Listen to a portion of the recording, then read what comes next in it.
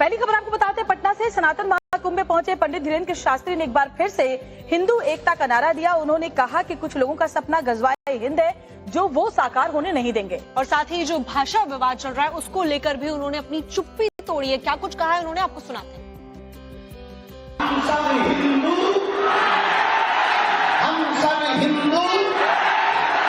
पटना में आयोजित सनातन महाकुंभ में संतों का रेला देखने को मिला, लेकिन जिन चुनिंदा लोगों को लोग सुनने आए थे उनमें सबसे आगे नाम था बागेश्वर धाम के प्रमुख पंडित धीरेन्द्र शास्त्री का। बाबा ने भी बोलना शुरू किया तो रुके नहीं, गजवाए हिंद से लेकर हिंदू राष्ट्र तक नई लकीर खींच दी। भारत ये भूमि जहां हमारा भरोसा है कि यदि भारत हिंदू राष्ट्र होगा तो पहला राज्य बिहार होगा। बाबा बागेश्वर ने अलग अलग राज्यों में चल रहे भाषा विवाद पर प्रतिक्रिया दी और हिंदुओं से एकजुट रहने की मंच से अपील कर डाली। कहीं भाषावाद की लड़ाई चल रही, कहीं क्षेत्रवाद की लड़ाई चल रही, कहीं जातिवाद की लड़ाई चल रही। हमारी एक ही प्रार्थना है, हिंदुओं को घटने मत देना, हिंदुओं को कटने मत देना। हिंदुओं जात-पात से ऊपर उठकर राष्ट्रवाद के लिए जीना। बाबा ने देश विरोधी ताकतों को भी निशाने पर लिया और हिंदू एकता का नारा दिया। यदि राष्ट्रवाद के लिए नहीं जियोगे तो इस देश को बहुत सी ताकतें गजवाए हिंद बनाना चाहती हैं और बिहार के पागलों, हमारा एक ही सपना है, भगवाए हिंद होना चाहिए। अगर हुआ मेरे धर्म पर घात तो मैं प्रतिघात करूंगा, क्योंकि मैं हिंदू हूं, सिर्फ हिंदुत्व की बात करूंगा। बाबा ने दो टूक कहा कि उनको किसी धर्म से नहीं बल्कि हिंदुओं को लड़ाने वालों से दिक्कत है। हम किसी मजहब के विरोधी नहीं हैं, न हमें मुसलमानों से दिक्कत है, न हमें ईसाइयों से दिक्कत है। हमें तो हिंदुओं में रहने वाले उन हिंदुओं से दिक्कत है जो जातियों के नाम पर हिंदुओं को लड़ाते हैं। पंडित धीरेन्द्र शास्त्री ने कहा कि चुनाव के बाद वो बिहार में भी पदयात्रा करेंगे। धीरेन्द्र शास्त्री की तरफ से जो बयान आया है उस पर अब प्रतिक्रियाएं आना शुरू हो गई। ऐसे में मृत्युंजय तिवारी की भी प्रतिक्रिया आई है। उन्होंने ये कहा कि देश नियम और संविधान से चलेगा, ना कि किसी के ज्ञान से। और क्या कुछ कहा उन्होंने, सुनिए आप भी। देखिए, ये देश हिंदुस्तान अपने नियम कानून संविधान से चलेगा, किसी के ज्ञान से नहीं चलेगा। और ये देश का नाम ही भारत का हिंदुस्तान है। यहाँ जो लोग हिंदू राष्ट्र बनाने की बात करते हैं वो भी बिहार से, ये उनको समझ लेना चाहिए, ये बिहार लोकतंत्र की जननी है। बिहार संविधान को मानने वाले लोग हैं। यहाँ इंसानियत बांटने वाले, कलम बांटने वाले का राज होगा। नफरत बांटने वाले, तलवार बांटने वाले का सपना पूरा नहीं होगा। और पहली खबर आपको बताते हैं, पटना से सनातन महाकुंभ में पहुंचे पंडित धीरेन्द्र शास्त्री ने एक बार फिर से हिंदू एकता का नारा दिया। उन्होंने कहा कि कुछ लोगों का सपना गजवाए हिंद है जो वो साकार होने नहीं देंगे। और साथ ही जो भाषा विवाद चल रहा है उसको लेकर भी उन्होंने अपनी चुप्पी तोड़ी है। क्या कुछ कहा है उन्होंने, आपको सुनाते हैं। हम सब हिंदू, हम सब हिंदू। पटना में आयोजित सनातन महाकुंभ में संतों का रेला देखने को मिला, लेकिन जिन चुनिंदा लोगों को लोग सुनने आए थे उनमें सबसे आगे नाम था बागेश्वर धाम के प्रमुख पंडित धीरेन्द्र शास्त्री का। बाबा ने भी बोलना शुरू किया तो रुके नहीं, गजवाए हिंद से लेकर हिंदू राष्ट्र तक नई लकीर खींच दी। भारत ये भूमि जहां हमारा भरोसा है कि यदि भारत हिंदू राष्ट्र होगा तो पहला राज्य बिहार होगा।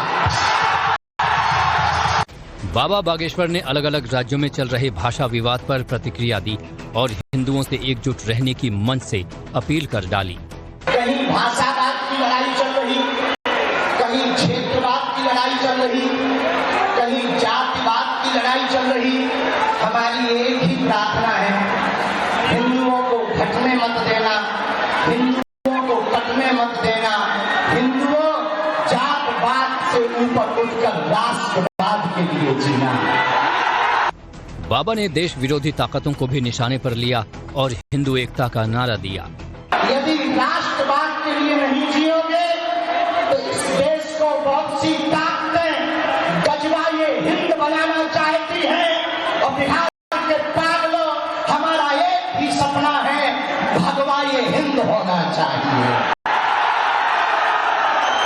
अगर हुआ मेरे धर्म पर घात तो मैं प्रतिघात करूंगा, क्योंकि मैं हिंदू हूं, सिर्फ हिंदुत्व की बात करूंगा। बाबा ने दो टूक कहा कि उनको किसी धर्म से नहीं बल्कि हिंदुओं को लड़ाने वालों से दिक्कत है। हम किसी मजहब के विरोधी नहीं हैं, न हमें मुसलमानों से दिक्कत है, न हमें ईसाइयों से दिक्कत है। हमें तो हिंदुओं में रहने वाले उन हिंदुओं से दिक्कत है जो जातियों के नाम पर हिंदुओं को लड़ाते हैं। पंडित धीरेन्द्र शास्त्री ने कहा कि चुनाव के बाद वो बिहार में भी पदयात्रा करेंगे। धीरेन्द्र शास्त्री की तरफ से जो बयान आया है उस पर अब प्रतिक्रियाएं आना शुरू हो गई हैं। ऐसे में मृत्युंजय तिवारी की भी प्रतिक्रिया आई है। उन्होंने ये कहा कि देश नियम और संविधान से चलेगा, ना कि किसी के ज्ञान से। और क्या कुछ कहा उन्होंने, सुनिए आप भी। देखिए, ये देश हिंदुस्तान अपने नियम कानून संविधान से चलेगा, किसी के ज्ञान से नहीं चलेगा। और ये देश का नाम ही भारत का हिंदुस्तान है। यहाँ जो लोग हिंदू राष्ट्र बनाने की बात करते हैं वो भी बिहार से, ये उनको समझ लेना चाहिए, ये बिहार लोकतंत्र की जननी है। बिहार संविधान को मानने वाले लोग हैं। यहाँ इंसानियत बांटने वाले, कलम बांटने वाले का राज होगा।